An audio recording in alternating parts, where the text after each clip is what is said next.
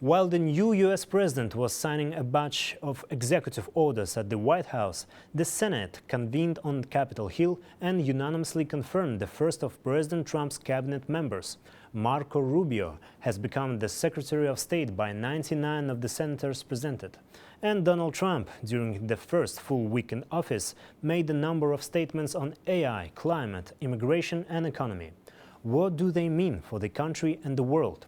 Balzhan Samigulina gathered the expert's opinion on Explainer section.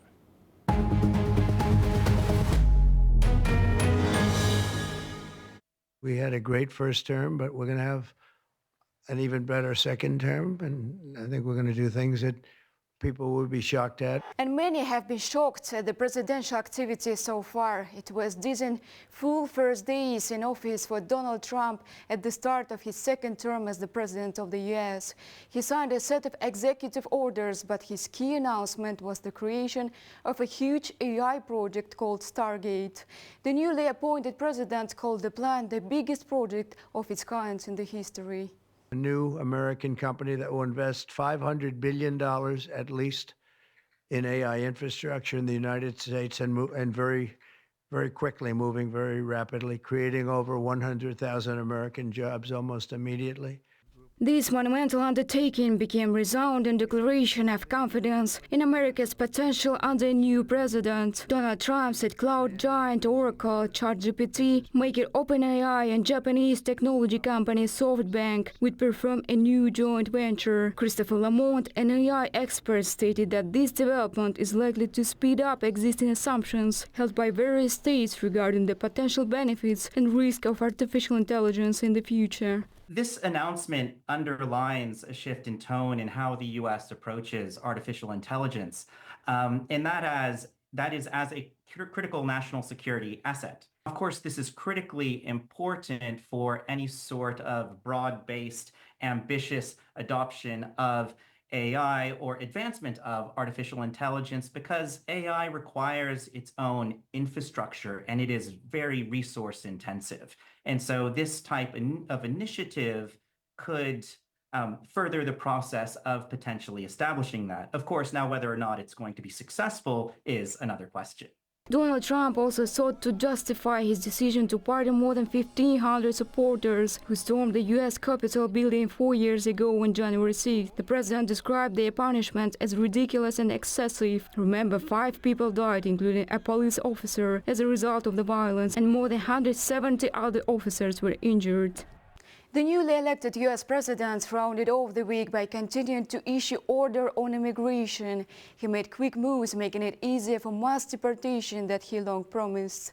He declared a national emergency at the border. The White House said it was going to, quote, immediately repeal and remove illegal lines across the southern border. Massive tents are now going up along Mexico's border with the U.S.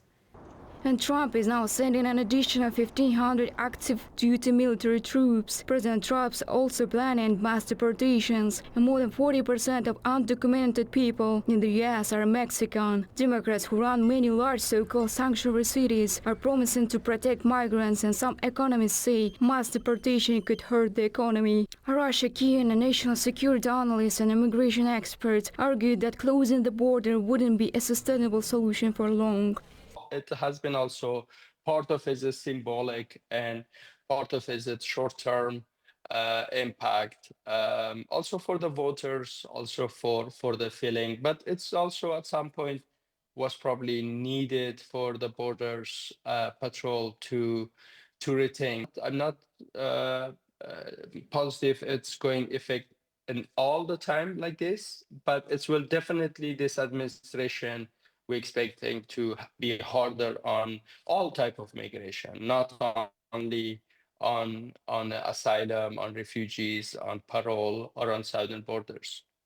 But this is yet not all the announcement made by President Trump these days. His decision to withdraw the U.S. from the Paris Climate Agreement has already raised some eyebrows within the EU. The Paris Agreement is the world's most important effort to tackle rising temperatures and is supplemented by Europe's Owen Green Deal and the U.S. Green New Deal. However, Judy Carrier, president at Climate Forecast Application Network, connected it with the fact that some countries, including the U.S., are now realizing the infeasibility of rapidly transitioning to renewable energy due to challenges with land use, technology, and battery storage. President Trump's withdrawal acknowledges a very simple fact, is that we can't control the climate, through CO2 emissions. So we just need to abandon that idea, and we need to get on with developing more abundant, cheaper, and cleaner energy resources and adapting to extreme weather and climate variability so that we're prepared for whatever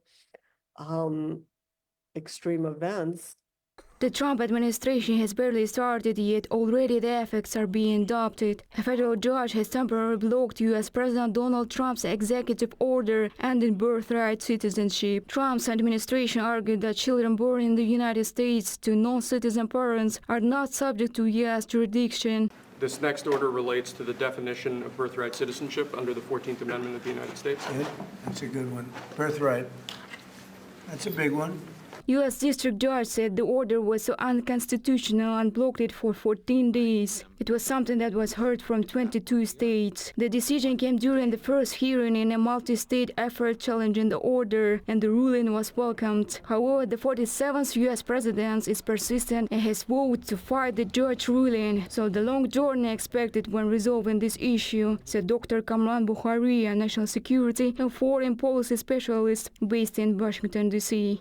American president is perhaps the weakest chief executive in the entire Western world when it comes to domestic politics, because he can issue executive orders, but then he needs funding from Congress. He needs to be able to make sure that his moves are not struck down by the judiciary. And so, again, it's very early on. We just have to wait and see how this all plays out. I think the road ahead is a pretty long one. On other topics, Trump said he was contemplating introducing tariffs against Mexico, Canada, and China as soon as the beginning of next month. He's also warning BRICS nations, that the 9 countries with leading emerging economies, that he could impose 100% tariffs on them if they are to create a rival currency to the US dollar. What will all of that mean to the world and how the situation will develop? It's going to be interesting to follow and tell in the reports to come. Balzhan Samigulina, New Time.